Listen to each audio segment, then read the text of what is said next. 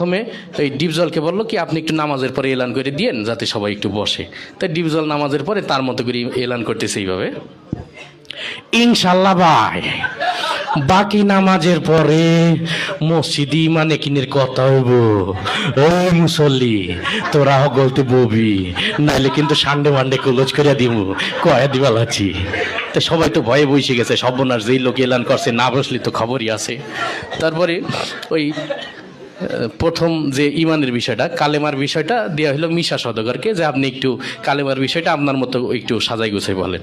তাই মিশা সওদাগর কালেমার বিষয়টা বলতেছে এইভাবে, আমরা দু চোখে যা কিছু দেখি আর না দেখি সব আল্লাহ সৃষ্টি মাখলুক। মাখলুক কিছু করতে পারে না আল্লাহর হুকুম ছাড়া, আর আল্লাহ সব কিছু করতে পারে মাখলুক ছাড়া। তাই যাই হোক সে তার মতো করে বলে গেল। তারপরে নামাজের বিষয়টা ডিপজলকে আবার দিল, যে আপনি একটু নামাজের বিষয়টা আপনার মতো করে বুঝাই বলেন। তাই ডিপজল নামাজের বয়ানটা করতে সেইভাবে, এই আল্লাহ রসুল যেমতে যেমতে নামাজ পড়ছে আর সাহাবিগো হিকাইছে অমতেই নামাজ পড়তে হইব, বোঝো নাই মাসলাডা দুধু খা, ওই নৌসাব নামাজ হিকাই দিবি। যাই হোক সে তার মতো করে বললো। তারপরে জিকিরের বিষয়টা দিয়ে হলো কাবিলাকে, যে আপনি একটু আপনার মতো করে কি জিকিরের বিষয়টা একটু বুঝাই বলেন। তাই কাবিলা জিকিরের বয়ান করতেছে এইভাবে, ওর হালতে মাওলা পাকে জিকির তোমার দিলের ভিতরে টাস টাস করে দিয়ে বাজতে থাকবে। জিকির হইলে যদি তুমি কবরের ভিতরে হান্দাইতে পারো তাইলে তো বাইসি গেলা, আর জিকির না হইলে কবরে হান্দাইলে ফেরেশতারা তোমার 14 শিখের ভিতরে হান্দাই দেবে। যাই হোক সে তার মতো করে বলে গেল।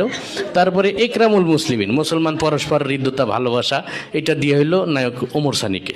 তো ওমর সানি তার মতো করে বুঝাই বলতেছে এইভাবে, একজন মুসলমান আরেকজন মুসলমানের দুঃখ কষ্ট ভাগাভাগি করে নেওয়ার নাম একরামুল মুসলিমিন। চৌধুরী সাহেব আমরা গরিব হতে পারি, আপনার মতো বদদিন নই, আমি গত মাসেও 3 লাখ দিয়েছি। যাই হোক সে তার মতো করে বললো। এরপরে ওই সহিনিয়ত, আমরা যা কিছু করবো একমাত্র আল্লাহকে রাজি খুশি করার জন্য করব, এটা দেওয়া হইলো নায়ক মান্নাকে। মরহুম মান্না এসে তার বয়ানটা করতেছে এইভাবে, আমরা যা কিছু করব পৃথিবীর কোনো মানুষকে খুশি করার জন্য করব না, সবকিছু আল্লাহকে রাজি খুশি করার জন্য করব। যাই হোক সে তার মতো করে বলে গেল। এরপরে তাবলিগের বিষয়টা দেওয়া হলো নায়ক রুবেলকে। তাই নায়ক রুবেল তার মতো করে বলতেছে এইভাবে, আল্লাহর দিয়া জান, আল্লাহর দিয়া মাল, আল্লাহর দিয়া সময় নিয়ে আল্লাহর রাস্তায় বের হয়ে আল্লাহর দিয়া জান মাল সময় সঠিক মূল্যায়ন করতে হবে। আর জেনে রাখি শয়তান, তুই যদি আল্লাহর দিয়া জান, আল্লাহর দিয়া মাল, আল্লাহর দিয়া সময় সঠিক মূল্যায়ন না করিস তুই বেঈমান হয়ে মারা যাবি, বেঈমান হয়ে মারা যাবি।